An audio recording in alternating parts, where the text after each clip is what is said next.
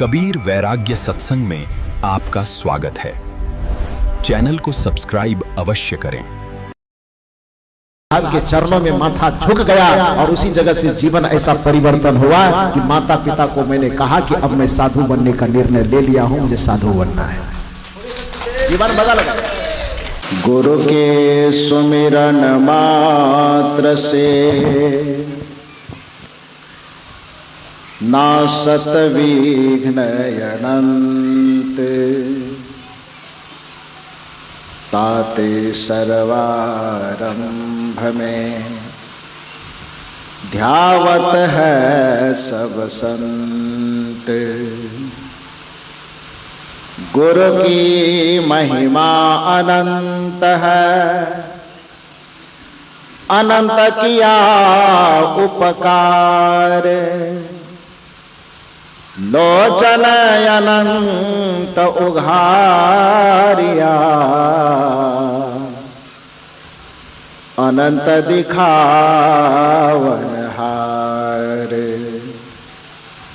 अनंत दिखावन हार, अनंत दिखावन हार। मेरे व्यावहारिक एवं पारमार्थिक जीवन के प्रबल प्रेरणा स्रोत परमाराध्य परम पूज्य सद्गुरुदेव जी मंच पर विराजमान, परम वंदनीय संत समाज, इस परिवर्तन परिवर्तक स्थल पर विराजमान धर्म प्रेमी सज्जनों तथा देवियों, कल से ही आप लोग सद्गुरु कबीर देव की विवेक धारा से अनुप्राणित ज्ञान भक्ति और कर्म के त्रिवेणी संगम में स्नान कर रहे हैं।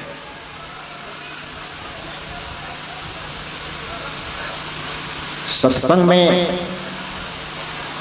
जब हम बैठते हैं तो हमारा संपूर्ण जीवन अभिसिंचित हो जाता है।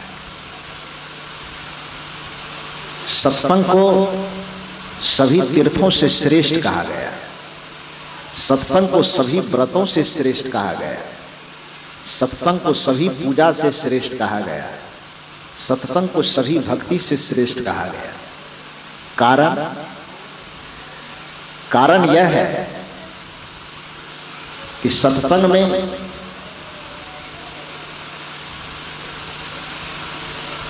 सब कुछ का मिश्रण है।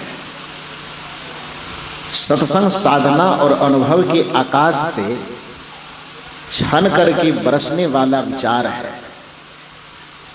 जैसे आप थोड़ी देर के लिए सोच करके देखें कि कोई व्यक्ति खेत में लगे हुए फसल को पटाता है, तो नहर से जो नाले निकलते हैं उस नाले से पटाता है, या मशीन में पाइप लगा करके पाइप के द्वारा पटाता है। तो किसी भी तरह से यदि नदी से, नाले से, पोखर से, मशीन पंपिंग सेट से यदि पानी खेत में भेजा जाता है तो वहाँ पर फसल जो पटाया जाता है वो फसल 1 घंटा में कितना लगभग पट पाएगा, कितना जमीन भीग पाएगा? 1 घंटे में अनुमान लगभग 1 घंटा में कितना भीगे बताइए आप? कत्ता 3-4 कट्ठा, 5 कट्ठा मान लेते हैं, 5 कट्ठा लगभग भीगेगा। लेकिन कल्पना कीजिए, ज्यादा भीगे कम भीगे, मानिए ना कितना भीगता होगा। पैर समेट करके बैठिए।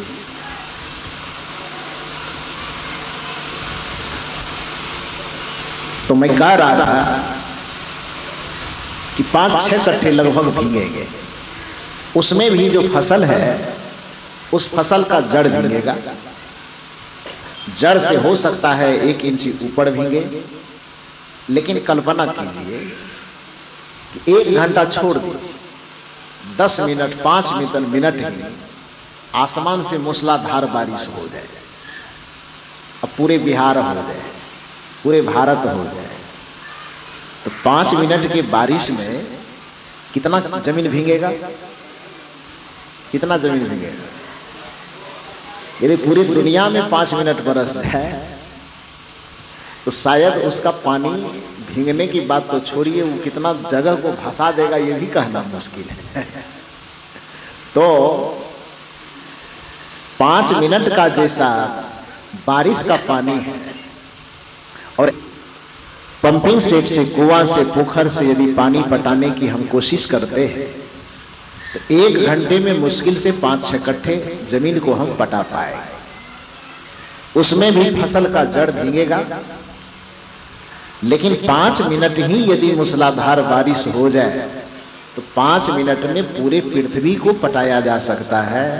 उसमें भी केवल जड़ नहीं भीगेगा, पत्ते भी भीग जाएंगे, तने भी भीग जाएंगे, यहां तक कि जो आड़ पे दूब घास फूस लगा हुआ है वो भी भीग जाए। पूरा पृथ्वी का वृक्ष वनस्पति सब निहाल हो जाएगा। ठीक उसी प्रकार से जब हम कोई व्रत करते हैं तो उससे हमारे जीवन का कुछ हिस्सा प्रभावित होता है। जब हम तीर्थ यात्रा करते हैं तो उससे हमारे जीवन का कुछ हिस्सा प्रभावित होता है। जब हम उपवास करते हैं, यज्ञ करते हैं, हवन करते हैं, कोई भी पूजा पाठ करते हैं तो उससे कुछ न कुछ हमारे जीवन पर प्रभाव पड़ता है। लेकिन जब हम सत्संग में आते हैं, जब हम संत गुरुजनों के सानिध्य में आते हैं तो उससे जिस जीवन के जिस हिस्से को प्रभावित नहीं भी होना चाहिए वह संपूर्ण हिस्सा प्रभावित हो जाता है। इसलिए सत्संग को प्रयागराज चलता फिरता तीर्थराज कहा जाता है। इसमें जो डुबकी लगाता है उसके जीवन के त्रिताप का अंत हो जाता है। संत के दर्शन के, संत के सानिध्य में बैठने का बहुत लाभ है। महर्षि चाणक्य ने सत्संग की महिमा का वर्णन करते हुए कहा है कि संसार ताप दग्धा नाम त्रयो विश्रांति हेतवः अपत्य च कलत्र च संता संगति रेव च, कि संसार में 3 ताप से जो यह जीव दहक रहा है, दैहिक ताप, दैविक ताप और भौतिक ताप से प्राणी जो जल रहा है, कि प्राणी जो पीड़ित हो रहा है, इसके पीड़ा का प्रशमन यदि करना चाहते हो आप, तो आपको इस दुनिया में कुछ दिखे न दिखे, सत्संग दिख जाए तो वहां जाकर के चुपचाप बैठ जाओ, आपके जीवन के त्रितापों का हरण होना शुरू हो जाएगा। कैसे?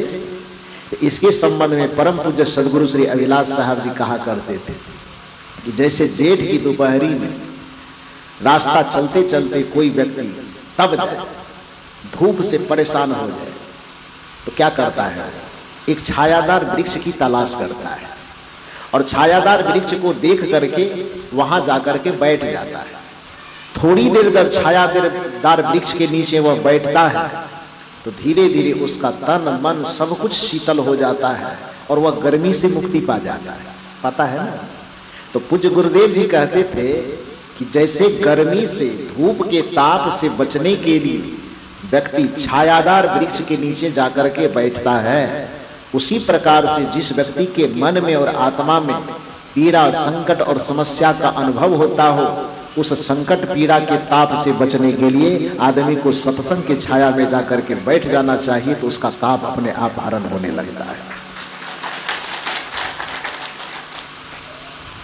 सदगुरु कबीर से पूछा गया कि संत के शरण में जाने से कुछ लाभ है क्या? कबीर साहब ने कहा कि यह भी पूछने की बात है कि संत के शरण में जाने से लाभ होता है कि नहीं होता है।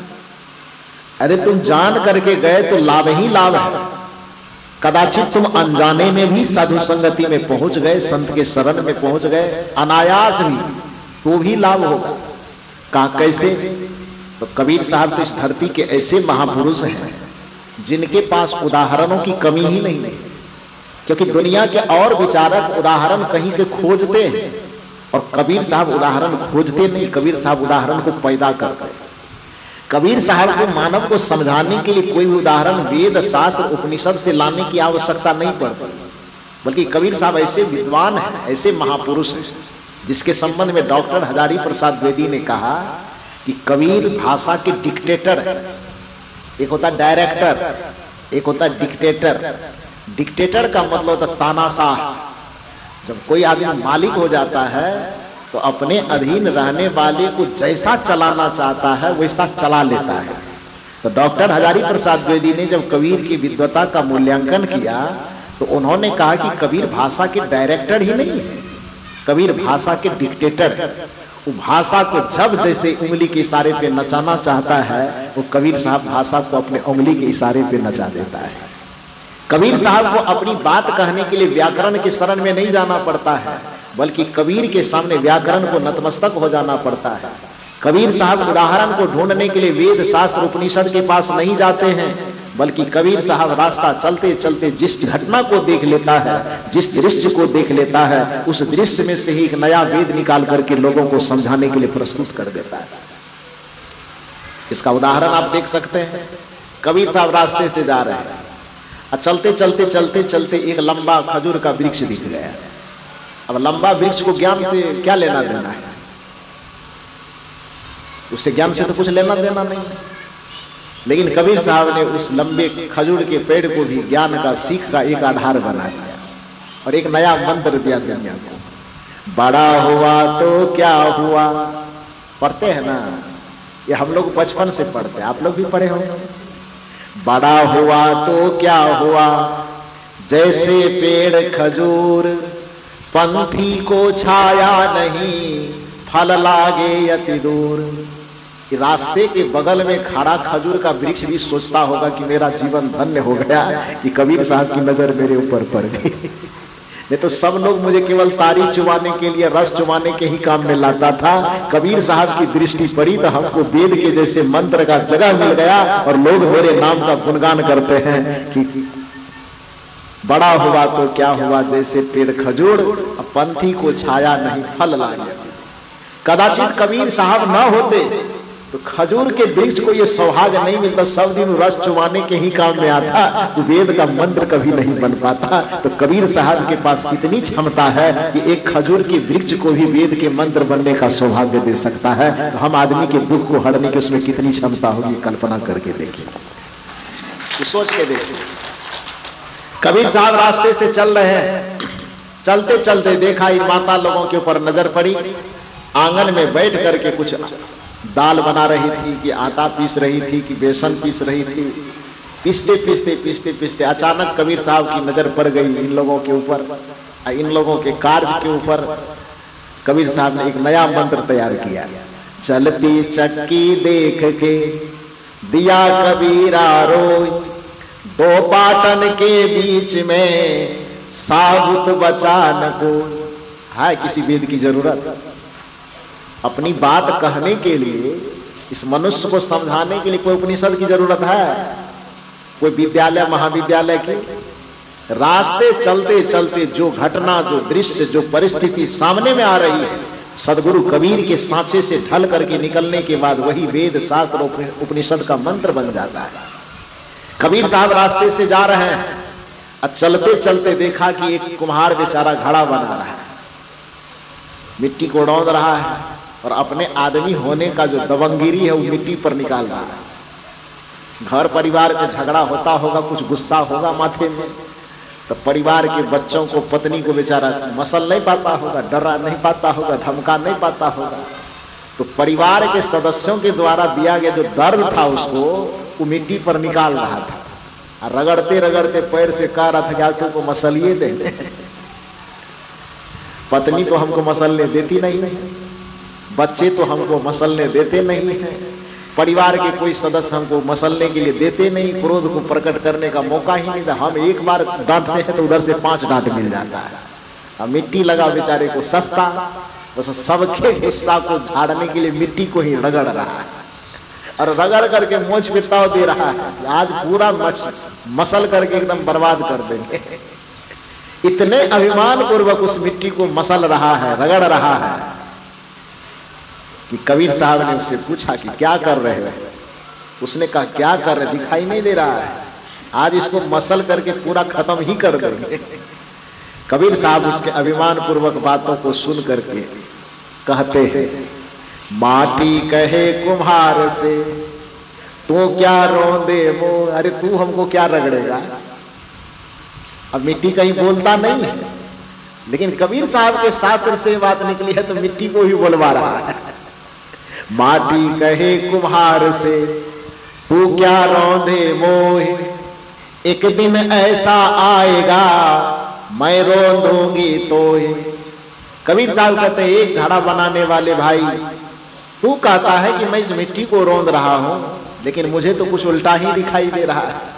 तुम्हारे समझ से आ रहा है कि मैं मिट्टी को मसल रहा हूं, मिट्टी को रगड़ रहा हूं, लेकिन मेरे समझ में यह आती है कि मिट्टी तुमसे कह रहा है कि तू मुझको क्या मसलेगा, थोड़ा दिन इंतजार करो, ऐसा वक्त आएगा कि मैं तुमको अपने अंदर ढक करके ऐसा मस लूंगा कि तुम्हारे हड्डी पसली सब गला करके खाक कर दूंगा।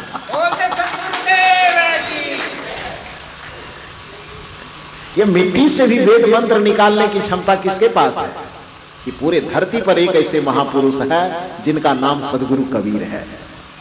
तो सदगुरु कबीर उदाहरण देने में इतने माहिर हैं, इतने पारंगत हैं कि उनको अपने उदाहरण, अपनी शिक्षा देने के लिए वेद शास्त्र पुराण का मुंह कभी नहीं देखना पड़ता। वो जिस चीज के तरफ देखते हैं वही वेद मंत्र बन जाता है, वही उपनिषद बन जाता है, वही शास्त्र बन जाते हैं, वही पुराण बन जाता है। तो ऐसे महापुरुष से कोई पूछे कि सत्संग में जाने से कुछ लाभ होता है क्या, तो उनको समझाने के लिए कुछ तो खोजना नहीं पड़ेगा, वो तुरंत हाजिर जवाबी की तरह जवाब दे, लाभ है। और ये मत सोचो कि तुम प्लान बना करके, योजना बना करके सत्संग में गए तभी लाभ होगा। अनमनस भाव से भी जाकर के सत्संग में बैठ जाओगे तो लाभ होगा। हाँ, कैसे? तो कबीर साहब उदाहरण देते हैं, कबीर संगति साधु की जो गंधी की वास, जो कछु गंधी दे नहीं तो भी वास सुवास। कबीर साहब यह उदाहरण देकर के कहते हैं कि कबीर संगति साधु की, कहते हैं साधु की संगति वैसा ही प्रभावकारी है। कैसा? उदाहरण देते, जो गंधी की वास, जैसे गंधी बेचने वाले के पास में बैठना लाभदायी है। अब इसको थोड़ा और खुलासा करके समझिए कि एक गंधी बेचने वाला, गंधी बेचने वाला किसे कहते हैं? सुगंध बेचने वाला, इत्र बेचने वाले को गंधी वाला कहा जाता है। तो एक सुगंध इत्र बेचने वाला व्यक्ति इत्र बेच रहा है, एक आदमी खरीदने के लिए गया है। तो एक बेचने वाला है, एक खरीदने वाला है, दो के बीच में व्यापार हो रहा है। लेकिन उसके बगल में न किसी को लेना है न देना है, ऐसे 25 आदमी जाकर के अगल बगल आसपास में घेर करके बैठ गया है। न वो लेने वाला में है न वो देने वाला में, केवल ऐसे अनमनस भाव से वहां पर बैठा हुआ है। तो कबीर साहब पूछते हैं कि ये बताओ कि वह गंधी खरीदने नहीं गया, वह ऐसे बैठने के लिए, टाइम पास करने के लिए बगल अगल में बैठा हुआ है। तो जब खरीद और बिक्री होगी, व्यापारी बेचेगा और ग्राहक लेगा, तो लेन देन करने के लिए बोतल में से एक में से निकाल के दूसरे में डाला जाएगा ना। तो इत्र का जो लेन देन हो रहा है, एक बोतल से दूसरे बोतल में जा रहा है, तो वहां लेने वाला एक है, देने वाला एक है, लेकिन अगल बगल में अनमनस भाव से जो 25 आदमी बैठा हुआ है, तो उस बोतल से जो सुगंधी निकलेगी तो उस 24 आदमी के नाक तक पहुंचेगा कि नहीं पहुंचेगा? है उस सुगंध ये नहीं कहेगा कि पैसा नहीं दे रहा तो इसके नाक तक नहीं जाएगा, कहेगा क्या? सुगंध बोलता है ये आदमी नहीं खरीद रहा है तो इसके नाक तक नहीं जाएगा। ऐसा तो हम लोग भागलपुर में नहीं देखे, पता नहीं मुंगेर भलवा कोल में ऐसा होता हो। यदि होता हो तो बताइए, दूसरी जगह पर वचन में कह देंगे। मेरे समझ से ऐसा नहीं होता हो। सदगुरु कबीर कहते हैं कि एक सुगंधी बेचने वाले के पास एक ही व्यक्ति कीमत देकर के सुगंध लेने गया है, किंतु बिना कोई कीमत दिए भी, बिना कोई चाहत रखे भी, यदि 25, 50, 100 आदमी भी आसपास अगल बगल में बैठा हुआ है, तो बिना प्रयास के ही सुगंध उसके नाक तक चला जाएगा और उस व्यक्ति को बड़ा आनंद महसूस होगा। उसी तरह से जो प्रयास करके सत्संग में जाता है, संतों के पास बैठता है, उसको तो संतों के सत्संग साधना और संस्कार का प्रभाव पड़ता ही पड़ता है। जो व्यक्ति अनायास भी बैठ करके वहां जाता है, जो व्यक्ति कोई योजना बना करके सत्संग में रुचि लेकर के भी न बैठे किंतु सत्संग में जाकर के बैठता है, तो जैसे सुगंध अनायास ही व्यक्ति के नाक तक पहुंच करके उसे आनंदित कर देता है, उसी तरह से संतों का सत्संग, संतों का संस्कार, संतों के संस्कार की आभा व्यक्ति के जीवन में प्रवेश करके उसके जीवन के दुखों का नाश कर देता है और उसके जीवन को निहाल कर देता है, धन्य कर देता है। संतों के सत्संग में वो प्रभाव है। जब आप सत्संग में संत के शरण में आकर के बैठते हैं तो पहली बात तो कि आपकी तकदीर बिगड़ेगी नहीं। आपका कर्म संस्कार ऐसा है, क्योंकि कर्म के तकदीर भाग्य कोई अलग चीज नहीं है, तकदीर भाग्य ही मनुष्य के कर्म का ही परिणाम है। लेकिन बिगड़े हुए कर्म भी, बिगड़े हुए संस्कार भी संतों के, गुरुजनों के संपर्क में आकर के सुधर जाता है। आप कहेंगे कैसे? तो आपने सरपंच से, मुखिया से या कोई पदाधिकारी से कभी मोहर मरवाए हो तो आपको पता होगा कि मोहर पर जो लिखा हुआ अक्षर होता है वो उल्टा होता है कि सीधा होता है? इधर वाले लोग बताओ। वो मोहर पर, मोहर समझते हैं, मोहर जो मरवाते हैं सरपंच, मुखिया, पदाधिकारी वगैरह से, तो मोहर पर जो लिखा हुआ अक्षर होता है तो उल्टा होता है कि सीधा? नहीं बताइएगा, खाली सत्यनारायण भगवान की जय। मोहर पर लिखा हुआ अक्षर उल्टा होता है, लेकिन वह उल्टा अक्षर जब दवात में लग करके वो कागज पर जाकर के सटता है तो कागज पर जाने के बाद वो अक्षर उल्टा रहता है कि सीधा? क्यों? जब मोहर में वो उल्टा है तो कागज पर जाते जाते सीधा क्यों हो गया? जैसे मोहर का सारा अक्षर उल्टा होने के बावजूद भी जब वो कागज के संपर्क में जाता है तो सारे उल्टे अक्षर अपने आप सीधे हो जाते हैं। उसी तरह से यदि आपका कर्म, आपका संस्कार, आपकी तकदीर किसी कारणवश उल्टी हुई भी है तो जब आप गुरुजनों के चरण में आकर के बैठते हैं तो आपकी उल्टी तकदीर भी सीधी हो जाती है और आपका जीवन धन्य धन्य हो जाता है। सत्संग में आने के बाद हमारे बिगड़े हुए कर्म सुधर जाते हैं, सत्संग में आने के बाद हमारे बिगड़े हुए तकदीर सुधर जाते हैं, सत्संग में आने के बाद हमारा बिगड़ा हुआ स्वभाव सुधर जाता है। इसका तो उदाहरण शास्त्रों में, पुराणों में तो बहुत सारा दिया गया है। वाल्मीकि का उदाहरण, रत्नाकर का उदाहरण, ये तो बहुत पुराना है। लेकिन हम लोग तो ऐसे ऐसे रत्नाकर, ऐसे ऐसे उंगली माल से कितना भेंट होते रहता है तो पूछिए मत। क्योंकि मंच पर बैठ करके प्रवचन करते करते मेरा 20 वर्ष समाप्त हुआ, ये मेरा 21वां साल चल रहा है। 21 वर्ष से मंच पर बैठ करके मैं प्रवचन कर रहा हूं, ये चल रहा है, 20 खत्म। वर्ग 8 में पढ़ते पढ़ते मेरे मस्तिष्क में आया था कि मैं सन्यासी बनूं।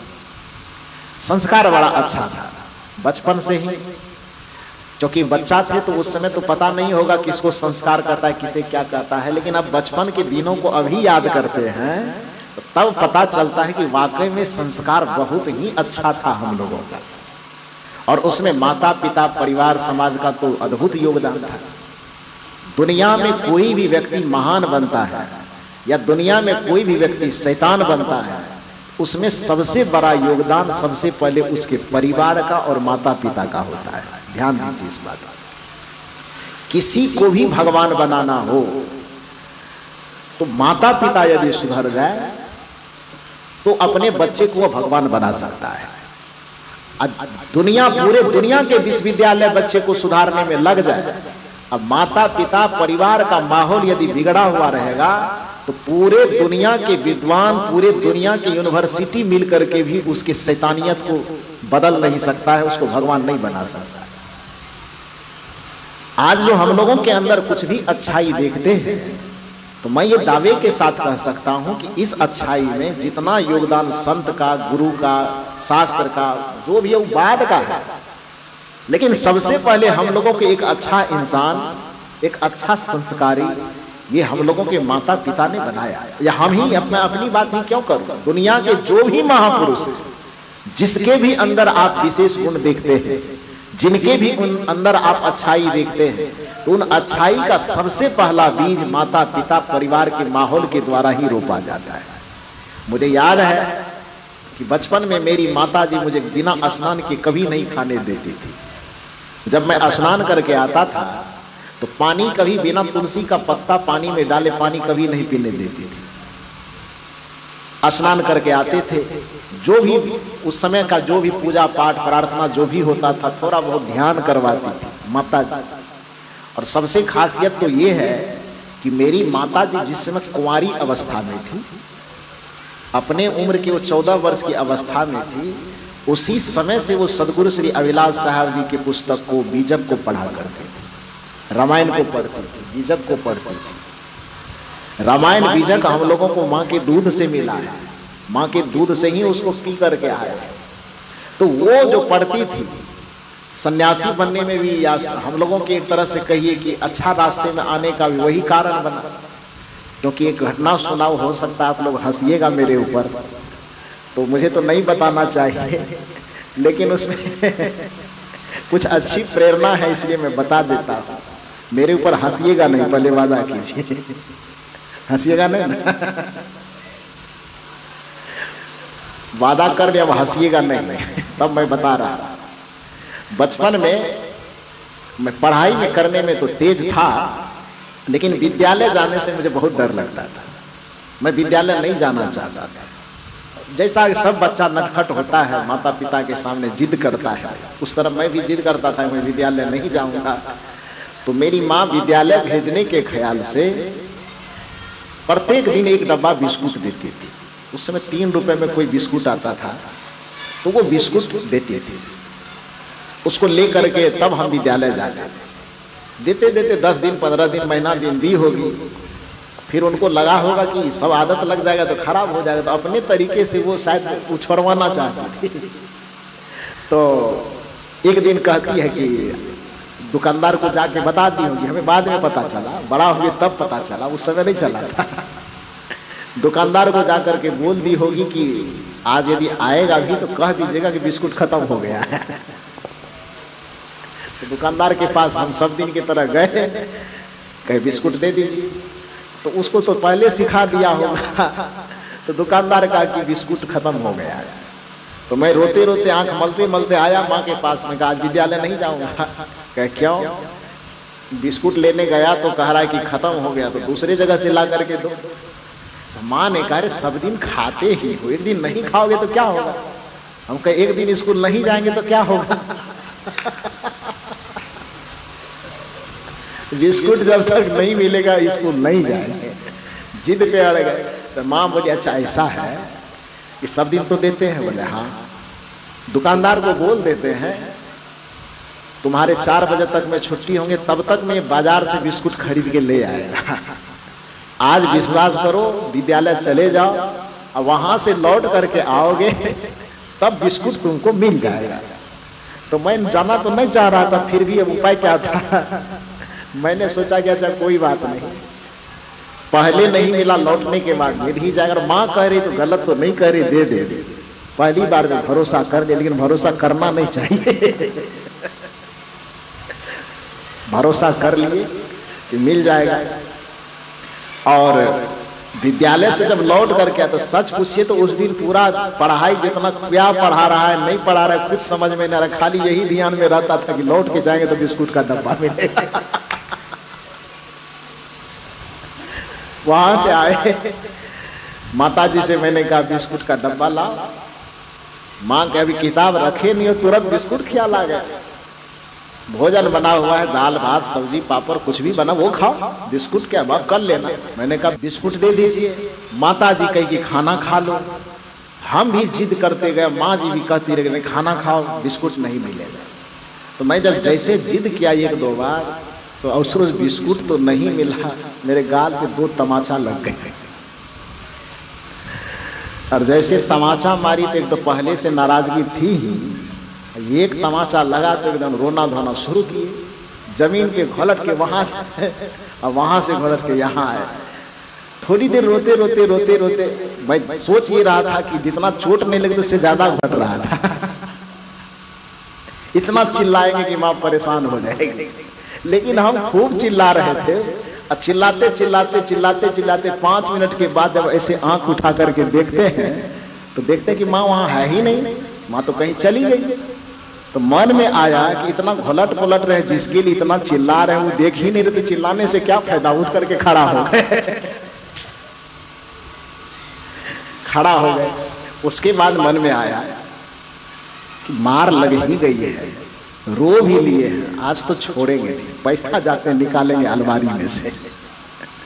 तो ये तो सब दिन देखते थे कि पैसा अलमारी में से देती थी, लेकिन कहां से देती थी ये कभी नहीं देखते थे। तो सोचे कि माँ है ही नहीं, अलमारी पास में है, ये है, देखते हैं फाटक भी खुला हुआ है, जाते हैं आज पैसा निकालेंगे और बिस्कुट खरीद के खाए। देखिए जीवन में परिवर्तन कैसे और कहां से आता है। यह सोच करके हम पैसा निकालने के ख्याल से अलमारी के पास गए। छोटा बच्चा थे तो अलमारी के दराज को कैसे चूमेंगे, तो किसी तरह से एक वाला पे चढ़, एक रेक पे चढ़ गए, ऐसे लटक के पकड़ के ऐसे खोज रहे हैं। तो खोजते खोजते पैसा तो नहीं मिला, लेकिन वही पैसा खोजने के दरमियान में सदगुरु श्री अभिलाष साहब जी की एक पुस्तक थी, जो मैं बता रहा था कि मेरी माँ बचपन से ही पढ़ती थी। तो दो पुस्तक थी, एक पुस्तक जिसका नाम था आदेश प्रभा, एक पुस्तक जिसका नाम था हितोपदेश समाधान, वो मेरी माँ पढ़ती थी। तो हम तो गए बिस्कुट के बहाने पैसा खोजने, लेकिन वहां दिख नहीं रहा था, केवल ऐसे हाथ से अनुमान से खोज रहे थे। तो वो पुस्तक जैसे ही मेरे हाथ लगी तो मैं देखा कि एक छोटा पुस्तक है। उस समय अभी उस पुस्तक की कीमत 10 रुपए है, और उस समय उस पुस्तक की कीमत 1 रुपये 30 पैसा था। सोचिए कितना पुराना होगा। तो वो पुस्तक जैसे ही मेरे हाथ आई, एक पन्ना पलटे, पढ़ने में बहुत अच्छा लगा। पुस्तक का नाम ही है हितोपदेश समाधान। एक नए नए साधक के मन में जितने प्रश्न हो सकते हैं, जीवन से संबंधित, विचार से संबंधित, ज्ञान से संबंधित, सारे प्रश्नों का जवाब उसमें है। प्रश्न किया गया है शिष्य के द्वारा और गुरु के द्वारा उत्तर दिया गया है। पुस्तक का नाम है हितोपदेश समाधान। वह पुस्तक जैसे ही मेरे हाथ आई, एक पन्ना को पलटे, बड़ा अच्छा लगा, दूसरा पन्ना को पलटे, बड़ा अच्छा लगा। इस तरह से पलटते पलटते 20-25 जितने भी पन्ने उसमें होंगे, उस सारे पन्ने को एक ही बार में उस अलमारी के पास खड़े खड़े पढ़ते रहे। अब पैसा बिस्कुट गया।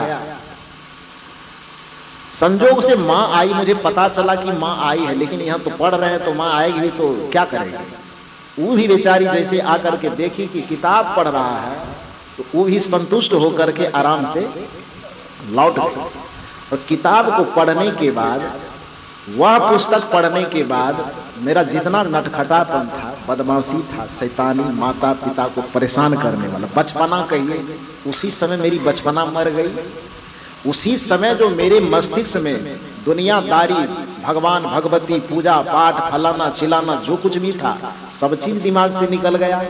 और कबीर साहब के प्रति जो मन में घृणा थी, लोगों के द्वारा जो अलूल जलूल दिमाग में, हम लोगों के दिमाग में भरा गया था कि कबीर नास्तिक है, कबीर भगवान नहीं मानता, कबीर परमात्मा नहीं मानते, कबीर पूजा नहीं मानता, कबीर पाठ नहीं मानता, कबीर देवी देवता नहीं मानते, कबीर तीर्थ व्रत नहीं मानता। ये सारे भ्रामक चीज जो हम लोगों के दिमाग में जबरदस्ती परिवेश के द्वारा भरा गया था, कबीर साहब के प्रति नफरत की भावना भरी गई थी। वह पुस्तक पढ़ने के बाद कबीर साहब के चरणों में माथा झुक गया, और उसी जगह से जीवन ऐसा परिवर्तन हुआ कि माता पिता को मैंने कहा कि अब मैं साधु बनने का निर्णय ले लिया हूं, मुझे साधु बनना है। जीवन बदल गया। पहले तो माता जी को यह भरोसा ही नहीं हुआ, उसने कहा बिस्कुट के बिना स्कूल नहीं जाता है। ये कहता है साधु बनेंगे, टीवी देखे बगैर चैन नहीं आता है, और ये कहता है साधु बनेंगे। तो उनको यकीन नहीं हुआ। लेकिन मेरे जीवन में ऐसा परिवर्तन आना शुरू हुआ, एकांत में बैठना, पवित्रता के साथ स्नान ध्यान करना, समय पे भोजन करना, समय पे पढ़ाई करना, एकांत में होकर के ध्यान मग्न हो जाना, गीता पढ़ना, रामायण पढ़ना, इतनी रुचि हो गई, इतना हम शांत हो गए, इतना बदलाव आ गया कि मेरे अंदर के बदलाव को देख करके माता जी को लगा सचमुच में साधु हो जाएगा क्या। और वो रोना स्टार्ट किया। रोते रोते अब मुझे ये चीज लगा कि साधु बनना है मुझे शांति की प्राप्ति के लिए, और अपनी शांति की प्राप्ति के लिए मैं माता पिता को रुला करके निकलूं तो कहीं भी शांति नहीं मिलेगी। क्योंकि माता पिता इस धरती के प्रत्यक्ष देवी और प्रत्यक्ष देवता है। गुरु इस धरती के प्रत्यक्ष देवता है। अपने गुण से, कर्म से, आचरण से माता पिता और गुरु के आत्मा को दर्द दे करके, माता पिता और गुरु के दिल को दुखा करके कोई व्यक्ति यह चाहेगा कि इस दुनिया में मेरा कोई भी कर्म, कोई भी संस्कार सफल हो जाएगा, तो वो कदापि सफल नहीं हो सकता है। हम लोग भजन में गाते हैं, माँ बाप से बढ़कर जग में कोई दूजा नहीं खजाना, जिसने तुझे जन्म दिया रे दिल उसका नहीं दुखाना। माता पिता गुरु से बढ़कर के इस संसार में कोई देव नहीं, क्योंकि देव का सच्चा परिभाषा यही है कि जो निरंतर हमें देता हो, बदले में कुछ लेने की कामना न रखता हो, निरंतर देना ही जिसका काम हो, उसको देव कहा जाता है। और देने वाले में सबसे पहले एक मनुष्य के लिए, एक प्राणी के लिए माता पिता से पहले कोई क्या दे सकता है? माता पिता ने ये 3.5 हाथ का शरीर दिया, माता पिता ने उंगली पकड़ करके चलना सिखाया, माता पिता ने तुतली भाषा में बोलना सिखाया, माता पिता ने हमें खाना खाने के लिए, कपड़ा पहनने के लिए सिखाया, माता पिता ने बैठने के लिए, लेटने के लिए, सोने के लिए, मतलब जीवन में जो कुछ भी हमारे जीवन का आधार है, उन सारे आधारों का ज्ञान हमें माता पिता के द्वारा मिलता है। माता पिता के द्वारा जीवन मिला, और जब एक संत और गुरु मिलते हैं तो उनके द्वारा जीवन जीने की दिशा मिलती है। तो एक जीवन दाता है और एक जीवन जीने की दिशा के दाता है। इसलिए माता पिता और गुरु इस धरती के प्रत्यक्ष देव हैं, उसका हमें सदैव सत्कार करना चाहिए, सदैव उनका आदर करना चाहिए। महर्षि मनु ने कहा है कि ए मानव, माता पिता इस धरती के इतने बड़ी महान हस्ती है, जिनके कर्जे से यदि तुम मुक्ति पाना चाहोगे तो किसी भी काल में, किसी भी युग में उसके कर्जे से तुम मुक्त नहीं हो सकते। कहा कैसे? तो महर्षि मनु ने उदाहरण देकर के कहा कि यंग माता पितरो क्लेशं सहेत संभवे निर्णाम न तस्य निष्कृति सख्या कुर्तंग वर्षं सतेरपि। कि एक माता पिता को बाल बच्चे जन्म देने में, पूछिए इन माता लोगों को कि कितना कष्ट होता है। कि पुरुष लोग तो केवल सुन करके महसूस करते होंगे, लेकिन इन लोगों का तो प्रत्यक्ष अनुभव है कि मां तभी बन पाती है ये जब एक बार मौत के मुंह से ये निकल जाती है, तब जाकर के एक बच्चे को ये जन्म दे पाती है। महर्षि मनु कहते कि यंग माता पितरो क्लेशं सहेत संभवे निर्णाम न तस्य निष्कृति सख्या कुर्तंग वर्षं सतेरपि।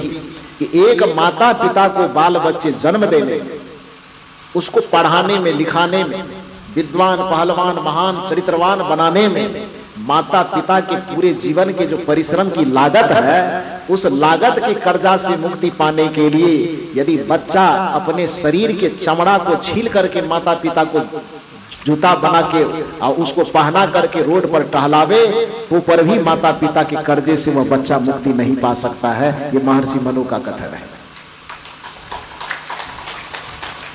एक बच्चा यदि जीवन भर अपने माता पिता के पैर में सरसों का तेल रगड़ते रगड़ते, मालिश करते करते जीवन भर यह काम करके वह सोचता हो कि माता पिता के ऋण से हम मुक्त हो जाए, तो भी नहीं हो सकता है। तो माता पिता गुरु हमारे जीवन के सबसे बड़े दाता है, और दाता को ही देवता कहा जाता है। देवता की 2 परिभाषा है संसार में। संस्कृत साहित्य में आप देखेंगे तो देव के 2 परिभाषा बताए गए। पहला परिभाषा कि ददामि नित्यम स देवता, जो निरंतर हमें देता हो उसको देवता कहा जाता है। देने के कारण ही हवा को देव कहा गया, जबकि हवा कोई आदमी नहीं है, हवा एक जड़ चीज है, लेकिन फिर भी हवा को पवन देवता कहा गया। क्यों कहा गया भाई? तो हवा कोई आदमी न होने के बावजूद भी वह हमें जीवन जीने के लिए वायु, ऑक्सीजन देता है। यदि हवा हमें ऑक्सीजन न दे तो न ये सत्संग हो पाएगा, न भजन हो पाएगा, न गृहस्थी हो पाएगी, न विरक्ति हो पाएगी, न कोई श्रोता बचेगा, न वक्ता बचेगा, न कोई दुरात्मा बचेगा, न कोई महात्मा बचेगा। तो वो हवा आदमी न होने के बावजूद भी वह हवा हमें जीवन जीने के लिए निरंतर ऑक्सीजन देता है। तो देने के कारण ददामि नित्यम सह देवता, जो हमें निरंतर देता हो उसको देवता कहा जाता है, और हवा हमें निरंतर ऑक्सीजन देता है। इसलिए हवा को भी हमारे मनुष्यों ने देवता कह करके आदर देने का काम किया। अग्नि बेशक कोई प्राणी नहीं है, अग्नि एक तत्व है, एक पदार्थ है, जड़ है, लेकिन उसके बावजूद भी उसे देवता यदि कहा गया तो उसके पीछे का तर्क यही है कि अग्नि आदमी न होने के बावजूद भी सोचिए यदि अग्नि इस पृथ्वी पर न होती तो हमारे जीवन की क्या दशा होती, हमारे जीवन की क्या गति होती। इसलिए अग्नि कोई व्यक्ति न होने के बावजूद भी, अग्नि कोई प्राणी न होने के बावजूद भी हमारे मनुष्यों के द्वारा देवता के तुल्य पूज्य कहा गया। और देवता हमारे तो यहाँ जो वेद है, चारों वेद में सबसे बड़ा ग्रंथ जो ऋग्वेद और सबसे प्राचीन ग्रंथ है, उस वेद की शुरुआत ही अग्नि के नाम से अग्नि के को देव कह करके किया गया है। वेद का सबसे पहला मंत्र अग्निमीले पुरोहितम यज्ञस देवामृत विजम होतारम रत्न धातमम, कि मैं अग्नि को देव मान करके उसकी पूजा करता हूं। क्यों भाई, अग्नि को देव क्यों कहा गया? इसलिए कि देवता की परिभाषा है कि ददामी नित्यम सह देवता, जो हमें जीवन जीने में आधार प्रदान करता हो, योगदान प्रदान करता हो, निरंतर दे रहा हो, उसको देवता कहा जाता है। जल को देवता कहा गया, क्यों? क्योंकि जल ही हमारे जीवन का आधार है। जल यदि देना बंद कर दे तो फिर मनुष्य के जीवन की कल्पना नहीं की जा सकती। इस पृथ्वी को देवी कही गई, पृथ्वी को माता कहा गया, क्यों? बेशक इस पृथ्वी के पेट से हम जन्म नहीं लिए हैं, हमको जन्म देने वाली कोई स्त्री कोई माता होगी, लेकिन फिर भी पृथ्वी को हम माता कहते हैं। क्यों? पागल है? नहीं, उसके कहने के पीछे भी यही तर्क है कि पृथ्वी को हम चाहे काटते हैं, चाहे कुदाली से कोड़ते हैं, चाहे ईटा बनाते हैं, गीला करते हैं, कि सूखा करते हैं, कि पकाते हैं, तो कुछ भी करते हैं, फिर भी यह पृथ्वी सहनशील होकर के हमारे भार को संभालते रहती है। जन्म से लेकर के हमारे मरण तक की प्रक्रिया इस धरती के ऊपर होती है, फिर भी कभी हमारे ऊपर यह धरती कुपित नहीं होती है। इसलिए इस धरती को माता और देवी कह करके संबोधित किया जाता है। पृथ्वी को माता कहा जाता है, पृथ्वी को देवी कहा जाता है। तो देवता का अर्थ ही है जो निरंतर हमें देता हो। तो देने के कारण जब इन जड़ चीजों को हम देवता कह करके पुकारते हैं, तो कल्पना कीजिए कि माता हमें कुछ नहीं दिया है। बताइए तो जरा सा अपने ठंडे दिमाग से कि माता ने हमको आपको कुछ दिया है कि नहीं दिया है? कि जिस शरीर से बढ़िया बढ़िया प्रवचन हो रहा है, सबसे पहले ये शरीर तो उसकी देन है। ये नहीं होगा तो फिर न मंदिर काम आएंगे, ये शरीर नहीं रहेगा तो फिर न कोई तीर्थ काम आएगा, ये शरीर नहीं रहेगा तो न कोई यज्ञ काम आएंगे, ये शरीर नहीं रहेगा तो न 33 करोड़ देवी काम आएंगे, न देवता काम आएंगे, कोई काम नहीं आएगा। तो जिसके आधार पे धर्म होता है, जिसके आधार पे भक्ति होती है, जिसके आधार पे भोग होता है, जिसके आधार पे योग होता है, ऐसे शरीर को देने वाले हमारे माता और पिता हैं। इसलिए माता पिता इस धरती के सबसे पहले और सबसे पूज्य देव हैं। उनकी आराधना पूजा जरूर हमें करनी चाहिए, उनका आदर करना चाहिए, उनका सेवा करना चाहिए, उनका सम्मान करना चाहिए। तो मैं अपनी बात बता रहा था कि मेरे मन में हुआ कि मैं शांति प्राप्ति के निमित्त सन्यासी बनना चाहता हूं, साधु बनना चाहता हूं। लेकिन जो माता पिता इस धरती के प्रत्यक्ष देव है, उसको रुला करके यदि मैं निकलूंगा तो जीवन में मुझे कभी शांति मिलेगी नहीं, और मुझे नहीं मिलेगी तो दूसरे को हम शांति क्या दे पाएंगे।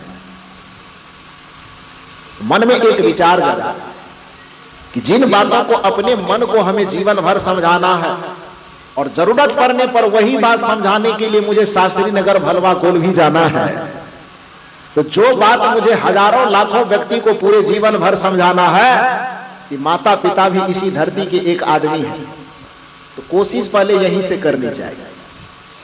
यदि इन दोनों को, माता पिता और परिवार वाले को, ज्ञान की बात मैं समझा पाया, आसक्ति अनासक्ति के भेद को मैं समझा पाया, जीवन के वास्तविक फल को, वास्तविक परिणाम को मैं समझा पाया, तो माता पिता को यदि यह बात समझाने में हम सफल हो गए तो शास्त्री नगर भलवा कोल वाले को भी हम अध्यात्म की बात समझाने में सफल हो जाएंगे। यह विचार मेरे अंदर जगा और मैं समझाना शुरू किया।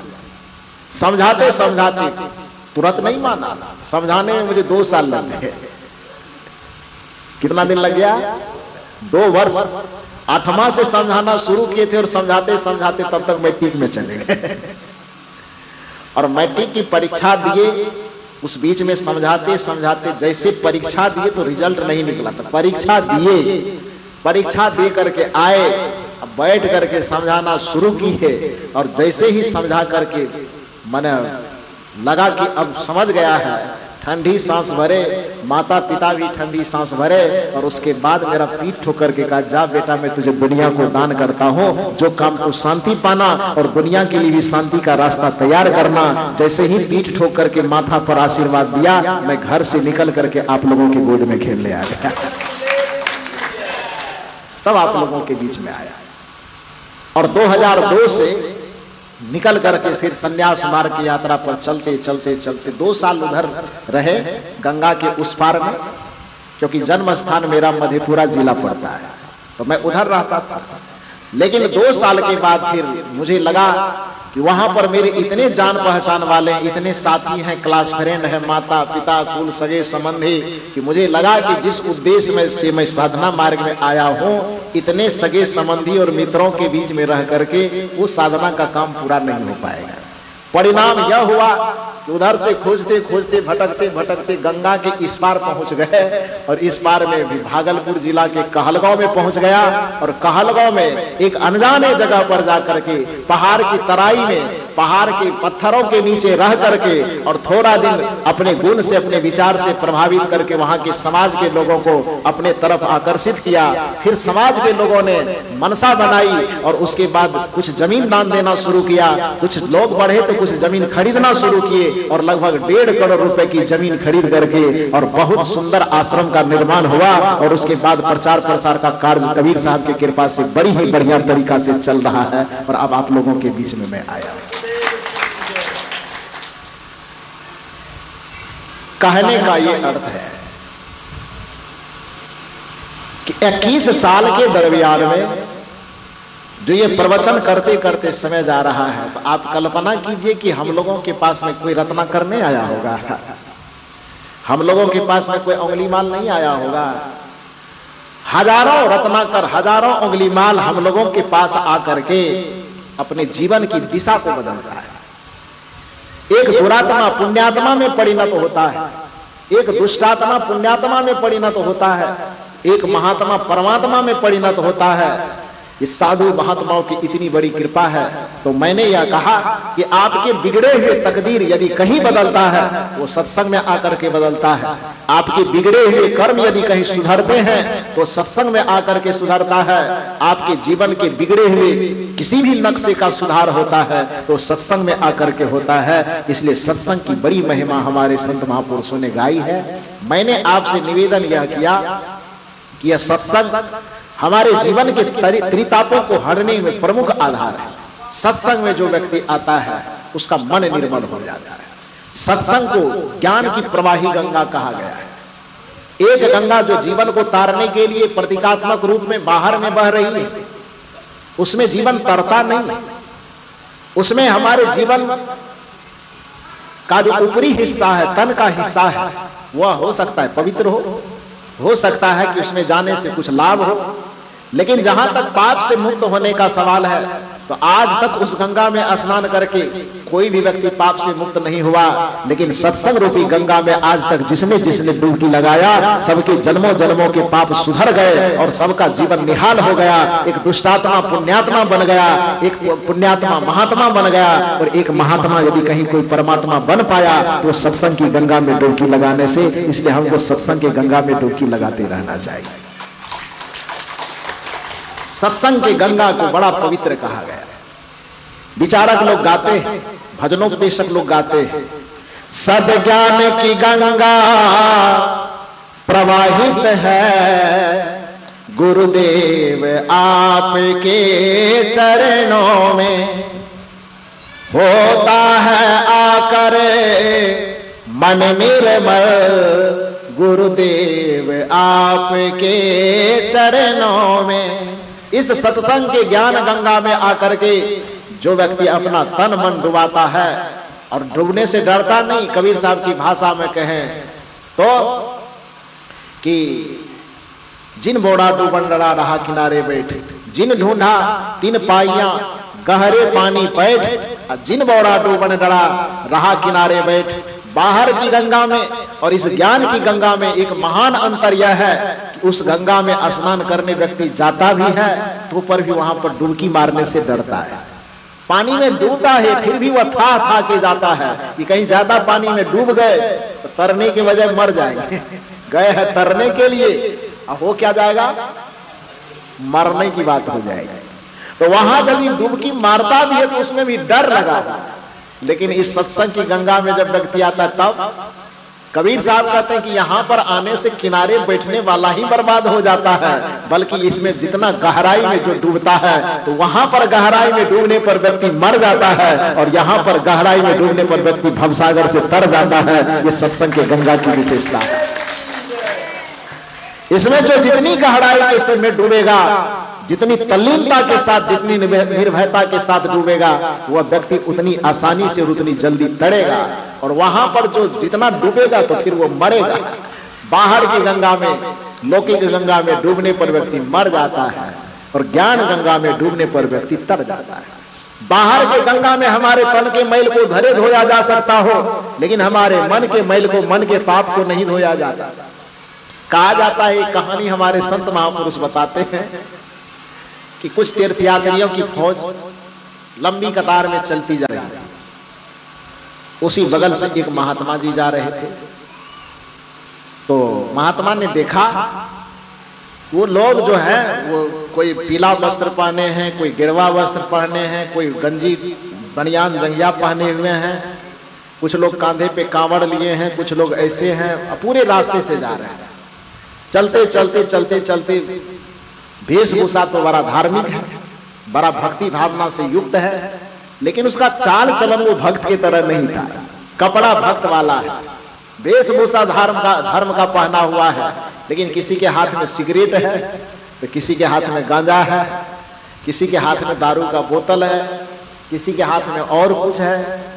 ये कोई बनावटी बात नहीं है। ये लोग, तो आप रास्ते में है ना, रास्ता है ना आपका जाने का उधर, तो देखे हैं कि नहीं देखे?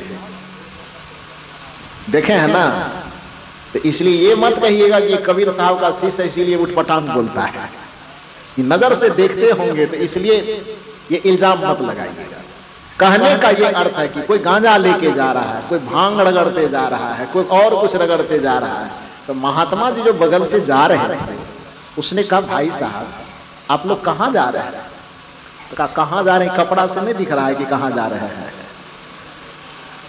कि आंख में मोतियाबिंद हुआ है कि रतौंधी? महात्मा ने कहा कि हमको न रतौंधी हुआ है न मोतियाबिंद हुआ है, लेकिन तुम्हारा जो ओढ़ावा पहनावा है उससे तुम्हारा ये चाल चलन ठीक नहीं दिखाई दे रहा, तालमेल नहीं खा रहा है। पूछने की जरूरत इसलिए पड़ रही है कि कपड़ा तो तुम्हारा कुछ और कह रहा है, और तुम्हारे मुंह का डिजाइन, हाथ का डिजाइन कुछ और कह रहा है। तो इसलिए पूछने की नौबत आएगी कि तुम आखिर क्या हो, कहाँ जा रहे हो? तो उसने कहा कि कहाँ जा रहे हैं?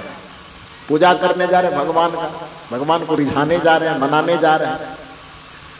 संत ने कहा कि बहुत बढ़िया बात है, भगवान को रिझाने जा रहे, भगवान को मनाने जा रहे हो, भगवान की पूजा करने कोई गलत बात नहीं है, अच्छी बात है, पूजा करना चाहिए।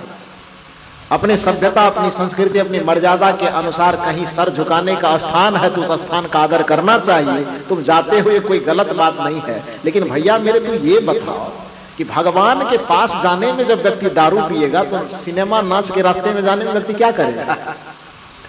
भगवान के सामने जाने के लिए भी व्यक्ति को यदि सिगरेट भोंकना पड़ेगा तो बताओ कि कोई व्यक्ति सिनेमा देखने जाएगा तो उस समय क्या करना चाहिए?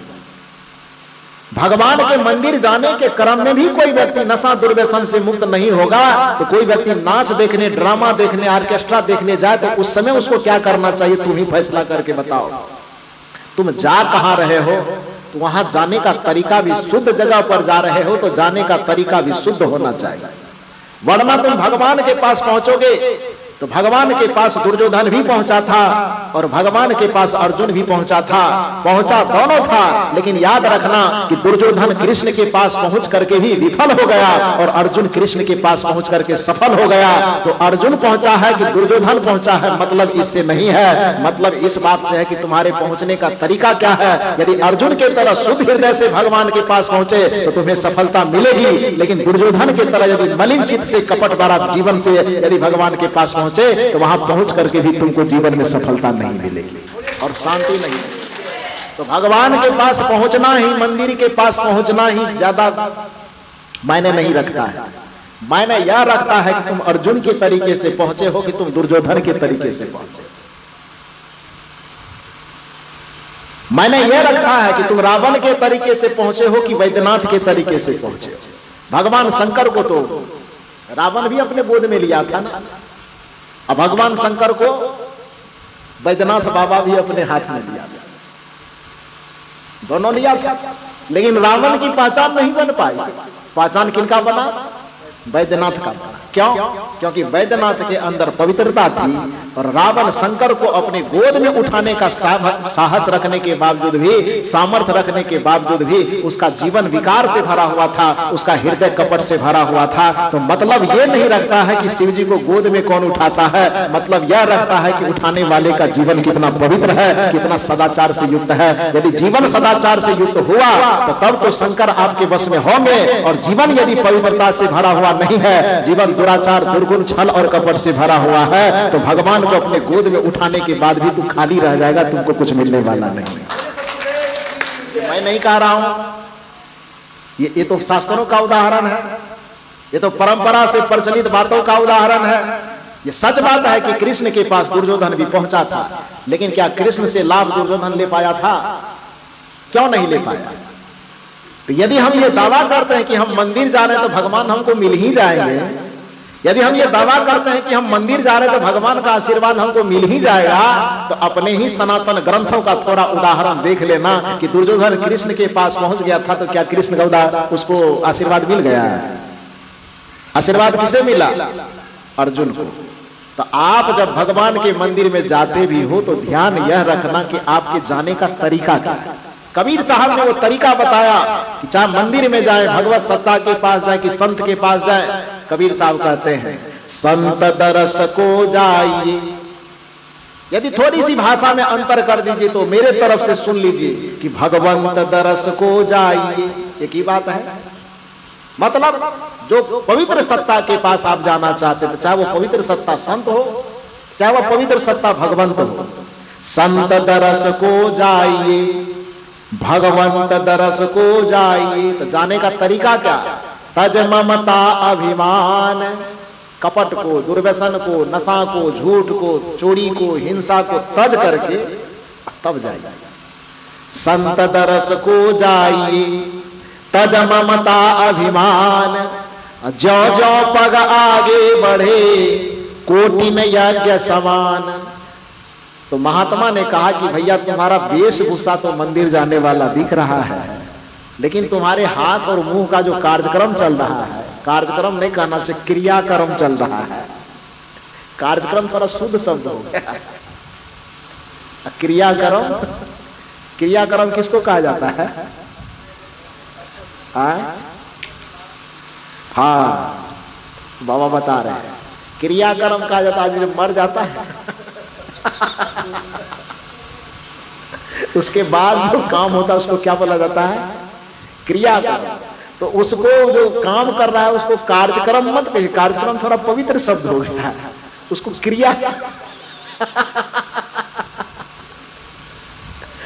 तो संत जी ने कहा कि भाई साहब तूने मुझे कहा दिया, मैं पूछा कि कहाँ जा रहे हो, तो तू उधर से जवाब दे रहा है कि आपको रतौंधी है कि मोतियाबिंद। तो मेरा जवाब सुनो कि ना मुझको रतौंधी है ना मुझको मोतियाबिंद है। वेशभूषा से तो दिखाई दे रहा है कि तुम कोई अच्छे जगह पे जा रहे हो, लेकिन तुम्हारे मुंह और हाथ का जो क्रियाक्रम चल रहा है, ये क्रियाक्रम से ये पता ही नहीं चल पा रहा है कि तुम कहाँ जा रहे हो। तो इसलिए पूछना पड़ रहा है कि तुम कहाँ जा रहे हो। उसने कहा कि अब पूछ ही लिए तो बता देते, मैं भगवान का पूजा करने जा रहा हूं। तो बोला जब भगवान का पूजा करने जा रहे हैं तो पूजा करने का तरीका तो ये नहीं है, ये तो सारा अनैतिक काम करते जा रहे हो, पूजा के विरुद्ध काम ये करते जा रहे हो। तो उसने कहा आपको पता नहीं है, पंडितों ने इसकी व्यवस्था कर रखी है कि वहां जाने से पहले जब सुल्तानगंज आएगा तो वहां सबसे पहले नहाना पड़ेगा। गंगा जी में नहाएंगे, बढ़िया से सारा कपड़ा थपड़ा बदल लेंगे, और रास्ते भर जितना दारू मुर्गा खाते पीते आए हैं सब पाप गंगा में एक बार डुबकी लगाने से सब पाप खत्म हो जाएगा। महात्मा ने कहा ऐसा बात है, तब तो गंगा से ही निपटना पड़ेगा। कहा क्यों? कहा इसीलिए कि जब गंगा जबरदस्ती तुम्हारे बिना कहे सुने तुम्हारे पाप को काटता है, इसका मतलब है कि पूरी दुनिया में पाप फैलाने की ठेकेदारी गंगा ने ही ले रखा है, उसी पे डंडा चलाने की जरूरत है। वो आदमी महात्मा का मुंह ताकते रह गया। उसने कहा ऐसा क्यों? का उदाहरण है, समझदार आप लोग हैं, समझने की कोशिश कीजिए। एक बच्चा विद्यालय पढ़ने जाता है, एक शिक्षक उसको कहता है कि बेटा मन से पढ़ो तब परीक्षा में तुमको पास करेंगे। उसमें एक शिक्षक ऐसा है जो विद्यार्थी के बीच में जा करके सभी बच्चों के बीच में जाके कहता देखो जी हम है ना, मेरे ऊपर भरोसा करना, तुम पढ़ो कि नहीं पढ़ो, कि गुल्ली खेलो कि टाट गड़काओ कि क्या करना है तुम करते रहो मस्ती मटर गस्ती, परीक्षा लेंगे तो मार्क हम ही देंगे, तुम पढ़ो कि नहीं पढ़ो हम पास कर ही देंगे। तो आप बताइए कि उस विद्यालय में जो दो प्रकृति का शिक्षक है, जो एक कहता है कि बिना मेहनत किए बिना पढ़ाई किए तुमको अच्छा रिजल्ट नहीं देंगे, इसलिए मेहनत करो, मन से पढ़ाई करो, ध्यान से पढ़ो, एक शिक्षक यह कह रहा है। अब दूसरा शिक्षक यह कह रहा है कि हमारे रहते तुम्हें चिंता करने की जरूरत नहीं है, क्लास में बैठ के गुल्ली खेलो कि बक्सा पीटो कि फील्ड पे जाके ताड़ गड़काओ, उससे मतलब नहीं है, पढ़ो कि ना पढ़ो, परीक्षा लेकर के मार्क हम ही देंगे, तो हम ये गारंटी देते हैं कि तुमको फर्स्ट डिवीजन से पास कर देंगे। ये दो शिक्षक जो उस विद्यालय में है, आप बताइए उस बच्चे के लिए हितैषी शिक्षक कौन है? उस बच्चे का हित चाहने वाला शिक्षक उसमें कौन है? नहीं बताइएगा। जो पढ़ने के लिए कह रहा है कि जो टायर गड़काने के लिए कह रहा है? अब कह तो रहा है कि गारंटी देंगे कि फर्स्ट डिवीजन से पास कर देंगे, तो ठीक नहीं रहेगा। क्यों? क्योंकि यदि वो पास कर भी देगा, मान लो कि उसके हाथ में है तो कर भी सकता है, कर देगा, लेकिन पास यदि वो कर भी दिया तो विद्यार्थी के जीवन में जो शिक्षा का विकास चाहिए वो तो नहीं हो पाएगा ना। वो केवल डिग्री लिखी रहेगी कागज पर कि फर्स्ट डिवीजन से पास किया, लेकिन उसके जीवन में बुद्धि चिंतन का नाम का कोई भी चीज विकसित नहीं हो पाएगा। तो जैसे एक शिक्षक यह कहता है कि बिना पढ़ाई किए तुमको अच्छे नंबर नहीं दिए जाएंगे, और दूसरा शिक्षक कहता है कि तुमको पढ़ने की आवश्यकता नहीं, हम है ना, मेरे ऊपर भरोसा करो, हम तुमको बढ़िया डिवीजन से पास कर देंगे। तो आपने बड़ी ईमानदारी के साथ कहा कि जो शिक्षक ऐसा कहता है वह बेवकूफ है, वह हमारा दुश्मन, हितैषी नहीं है, वो बच्चे का दुश्मन है। उसी तरह से इस संसार रूपी विद्यालय में दो तरह के लोग हैं, एक संत प्रकृति के, एक कबीर बुद्ध महावीर की शाखा है, जो ये कहता है कि यदि स्वर्ग पाना हो, वैकुंठ पाना हो, मोक्ष पाना हो, मुक्ति पाना हो, तो तुमको अच्छे कर्म करने होंगे, तुम्हें अच्छे पद पर चलना होगा, तुम्हें सदाचार का पालन करना होगा, तभी तुम्हें मुक्ति मोक्ष और शांति की डिग्री मिलेगी। और एक दूसरा पंडित का वर्ग है जो कहता है कि तुम कोई कर्म धर्म पाप पुण्य अच्छा बुरा करो कि न करो, बस मेरे नाम पर केवल चढ़ावा चढ़ाते रहो, तुमको मुक्ति शांति वैकुंठ मोक्ष दे देंगे। तो बताइए कि इसमें संत की परंपरा सही है कि पंडित की परंपरा सही है? किसकी परंपरा सही है? लेकिन आपने तो ऐसा माना नहीं, ये मेरे सामने कह रहे हैं कि संत की परंपरा सही है, यहां से उठ करके जाएंगे तो सीधे दुर्गा मैया के मंदिर पहुंचेंगे। मेरे सामने में कह रहे हैं आपकी संत की परंपरा, विवेक यही कहता है, क्योंकि जो बच्चे को बहकाने वाला हो वो कभी बच्चे का हितैषी नहीं हो सकता।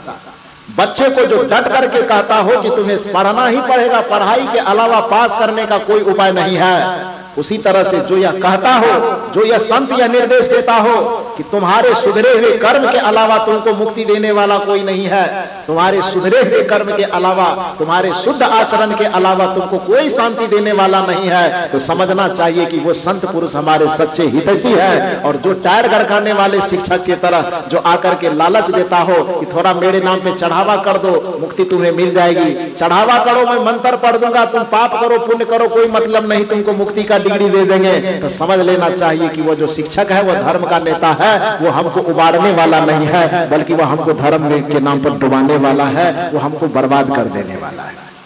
यह चीज हमको समझने का प्रयास करना चाहिए। तो मैं मूल रूप से कह रहा था कि उस व्यक्ति ने कहा कि हम जो भगवान के पास जा रहे हैं और आप जो ये क्रियाक्रम देख करके टिप्पणी कर रहे हैं, तो तो इसका इलाज पंडितों ने बता दिया है। हम जाएंगे, गंगा स्नान करेंगे, सब पाप से मुक्त हो जाएगा। महात्मा जी ने कहा कि तब तो तुम्हारी कोई गलती नहीं है, ये सारा गलती तो गंगा जी का, उससे निपटना पड़ेगा। जब पाप को मुक्त करने की ठेकेदारी ले रखा है तो इसका मतलब है कि सब पाप करवाने की जिम्मेदार वही है। गया और महात्मा जी गंगा जी से जाकर के पूछता है, गंगा जी बताओ, ये आदमी कह रहा, जितने आदमी आ रहे हैं सब यह कह रहा है कि गंगा जी में स्नान करेंगे, डुबकी लगाएंगे तो जितने पाप हैं सारे के सारे पाप भूल जाएंगे, क्या यह बात सही है?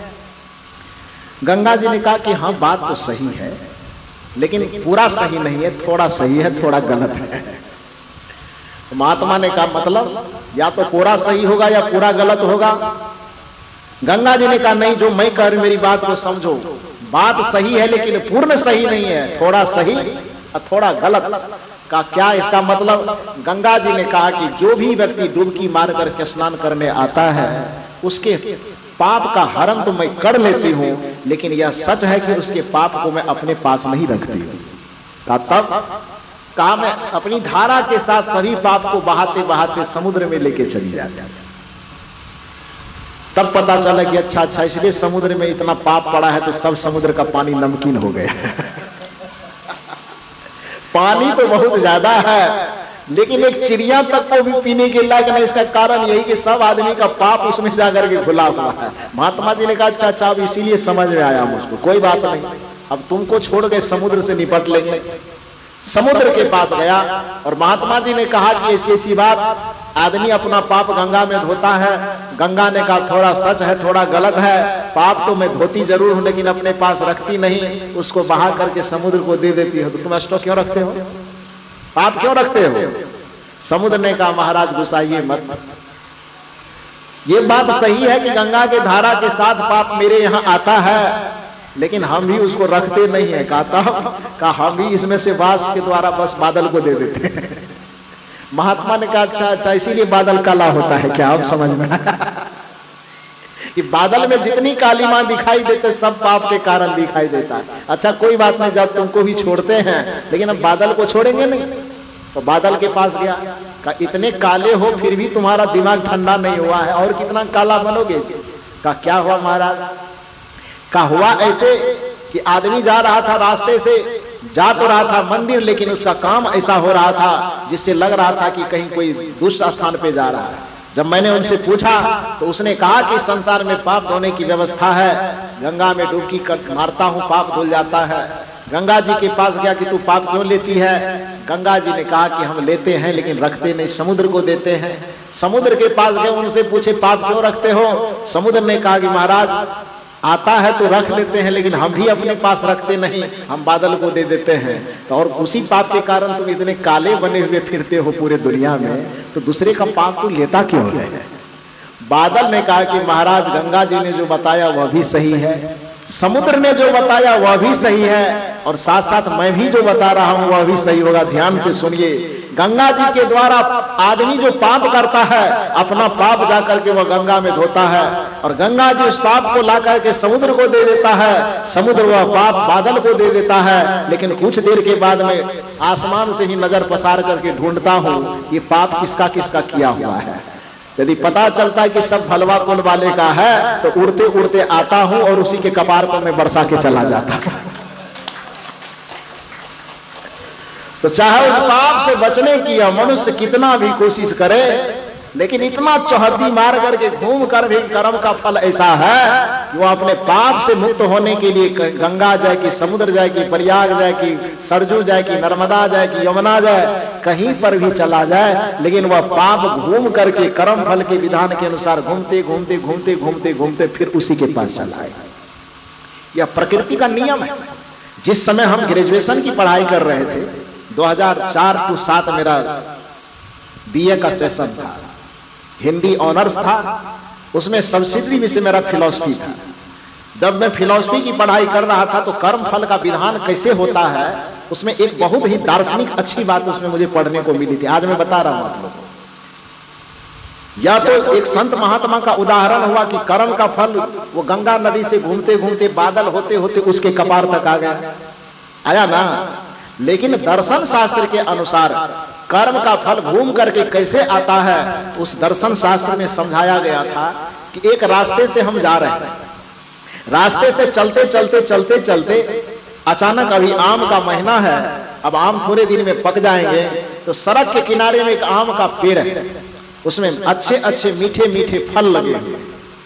तो स्वाभाविक है कि रास्ता से चलते दूसरे का आम गाछ है, उस आम को देखा आंख ने, और आंख जैसे देखा कि वाह बड़ा सुंदर सुंदर आम है, बड़ा रस भरा है, लाल लाल है, खाने में बड़ा मीठा लगेगा। तो आम को आंख ने देखा और मन में लालच आ गया। तो आंख देखा तो जरूर, लेकिन बेचारा आंख तोड़ नहीं सकता है। तोड़ेगा? ये आंख के पास तोड़ने की क्षमता है? तो सबसे पहले देखा कौन? आंख ने। आंख के देखने पर मन में लालच पैदा हुआ, लेकिन आंख के पास तोड़ने का कोई साधन नहीं है। तो मन ने इशारा किया हाथ को, और हाथ की आंख के बहकावे में, मन के बहकावे में आ गया। एक पत्थर उठाया और उठा करके वो आम गाछ पे एकदम मारा, दो चार पत्थर। उधर से बढ़िया बढ़िया दो चार तो आम गिर गया, आम ले लिया, उठा लिया हाथ। तो आंख देखा, सूचना मन को पहुंचाया, मन हाथ को प्रेरित किया, हाथ पत्थर उठाया, आम तोड़ा। अब हाथ में आम आ गया, लेकिन बेचारा हाथ स्वाद तो ले नहीं सकता है, लेगा खाने का काम ये नहीं करेगा। खाने का काम कौन करेगा? मुंह करेगा, करेगा ना। खाने का काम मुंह करेगा, स्वाद लेने का काम जीभ करेगा। अब स्वाद ले लिया, जीभ खा लिया, मुंह रखने का काम कौन करेगा? रखने का काम पेट करेगा। ध्यान दीजिए कैसे घूम के आता है। देखा किसने? आंख ने। सूचना कहां पहुंचाया? मन के पास। मन किसको प्रेरणा दिया? हाथ को। हाथ पत्थर उठा के मारा, तोड़ा, हाथ आम को लिया, लेकिन अब खाने का काम मुंह करेगा, स्वाद लेने का काम जीभ करेगा, रखने का काम पेट करेगा। इस सारी प्रक्रिया को करते हुए जो आम का गाछ वाला आदमी था, उसने देख लिया, तो उधर से तेल भी लाया हुआ लाठी लेके आया। क्योंकि किसी के बगीचे का आम तोड़िएगा तो थाली, आरती की थाली सजा करके नहीं लाएगा, आरती गरीब निवाज करने के लिए आएगा। तो 6 महीना का तेल पिलाया हुआ लाठी लेके आया। उसने कहा आम क्यों तोड़ा जी? तो गिनती करवाना शुरू किया कि हम नहीं तोड़े। तब आंख देखा था, मन को सूचना पहुंचाया, हाथ तोड़ने का काम किया, मुंह खाने का काम किया, जीभ चखने का काम किया, अब पेट रखने का काम किया। इसमें हमारी कोई गलती नहीं है। बगीचे वाले ने कहा कि कोई बात नहीं, चिंता मत करो, हम तुमको मारेंगे नहीं, खाली पीठ को सीधा कर दो। तुमको नहीं मारेंगे, पीठ सीधा कर दो खाली। अब पीठ जैसे सीधा किया, 4 वेद जैसे ही मारा कि आंख से एकदम आंसू भरभराने लगा। जैसे ही आंख से आंसू भरभराया तो उस व्यक्ति ने कहा कि भाई साहब, जितना चीज गिनाए कि आंख देखा, मुंह हाथ तोड़ा, मुंह खाया, जीभ चखा, पेट रखा, इसमें पीठ की क्या गलती थी? तूने पीठ को क्यों मारा? वो आदमी बड़ा विद्वान आदमी था। उसने कहा कि तू सच कहा कि आंख देखा, मन बोला, हाथ को सूचना दी, हाथ पत्थर उठाया, आम तोड़ा, मुंह खाया, जीभ चखा, पेट रखा, इसमें किसी का कोई योगदान नहीं है। लेकिन लाठी पीठ पर लगे कि पैर पर लगे, आंसू तो आंख को ही बहाना पड़ता है, क्योंकि देखा पहले आंख ही था। तो दर्द का निस्तारण जो होता है वो आंसू के द्वारा आंख से ही होता है। यही कर्म फल का विधान है। आंख ने गलती की थी और आंसू ही आंख को ही बहाना पड़ा। यही कर्म फल का चक्र है, ये भोगना पड़ता है। चाहे दंड कहीं मिले, पीठ पर मिले कि पैर पर मिले, कि दंड हाथ पे, छड़ी कोई मारेगा हाथ पे तो दर्द कहां से निकलेगा? आंख से निकलेगा जी। पैर पे मारे तो भी दर्द का निस्सरण आंख से होगा, तो पर भी आंसू आंख से ही बहेंगे। तो उस विद्वान ने कहा कि तुमने पहले बताया कि आंख ने देखने की गलती की थी, उसके बाद ही सारी क्रिया हुई, तो आंख के द्वारा की गई गलती का अंतिम परिणाम आंख के द्वारा ही आंसू बह करके निकला। इसलिए कर्म का जो चक्र है, चाहे तो गंगा नहा करके उसके फल से मुक्त पाना चाहो, कि नर्मदा यमुना नहा करके मुक्त होना चाहो, वो गंगा के द्वारा, समुद्र के द्वारा, बादल और बादल के द्वारा आपके कपार पर आकर के गिरेगा, उस कर्म के परिणाम से तुम बच नहीं सकते हो। इसलिए संत का, गुरु का यह दर्शन है कि जीवन में कभी बुरा काम मत करो, अच्छे कार्य करो, अच्छे पथ पर चलो, हृदय को शुद्ध रखो, मन विचार को शुद्ध रखो, जीवन को शुद्ध रखो। आपका जीवन, मन, वचन, कर्म यदि शुद्ध रहेगा तो फिर आपको वैकुंठ, मुक्ति, मोक्ष, शांति जहां भी मिलना होगा वो आपके पास आकर के आपको मिल जाएगा। आपको कहीं खोजने ढूंढने की आवश्यकता नहीं पड़ेगी। यहां तक कि जिस परमात्मा की तलाश में अनादिकाल से आप भटकते हैं, मन को निर्मल, जीवन को निर्मल कर लेंगे तो वह परमात्मा भी आपके पीछे पीछे दौड़ने के लिए आएंगे। तो मैंने कहा यह सत्संग की बड़ी कृपा है कि इस सत्संग में जो व्यक्ति आता है, इस सत्संग की ज्ञान गंगा में जो व्यक्ति डुबकी लगाता है, उसका तन मन संपूर्ण जीवन इतना पवित्र होता है कि मानव जीवन की जो भी भौतिक आध्यात्मिक उपलब्धि है वह उसके मुट्ठी में आ जाता है। बस निवेदन की कड़ी को यहीं पर आप लोगों को बहुत बहुत धन्यवाद, साधुवाद देते हुए, आप लोगों का अभिनंदन करते हुए कि आप लोग, एक तो 2 साल 3 साल पहले मैं आया था, आप लोगों का दर्शन कर पाया था, बीच में भी सूचना मिली थी, लेकिन लॉकडाउन हो जाने के कारण मैं आप लोगों के बीच नहीं आ पाया। इतना दिन आने के बाद भी इसमें से बहुत सारे चेहरे जाने पहचाने हैं। आपको पिछली बार 2 साल पहले जो मैं हंसते मुस्कुराते यहाँ से छोड़ के गया था, आज लौट करके भी दोबारा आपको हंसते मुस्कुराते देख रहा हूँ तो मेरे कलेजे को बड़ी शीतलता मिल रही है, मुझे बड़ा अच्छा लग रहा है। मैं सदगुरु से प्रार्थना करता हूँ कि आज मैं फिर हंसते मुस्कुराते आपको छोड़ के जा रहा हूँ और दोबारा जब लौट करके आऊँ तो सबके चेहरे पे इसी तरह से मुस्कुराहट हो, सबके जीवन में इसी तरह प्रसन्नता हो, किसी के जीवन में कोई दुख न हो, किसी के जीवन में कोई क्लेश पीड़ा न हो, सब निरोग रहे, सब धन धान से परिपूर्ण रहे और सबके चेहरे पर प्रसन्नता और मुस्कुराहट हो। इन्हीं शुभकामनाओं के साथ अभी के सत्र में मैं अपनी वाणी को विराम देता हूं। सादर जय सद्गुरुदेव। आप सुन रहे थे परम पूज्य गुरुदेव संत श्री अभय साहेब जी के मंगलमयी विचार। ऐसे ही लाभप्रद विचारों को सुनने के लिए चैनल को सब्सक्राइब करें।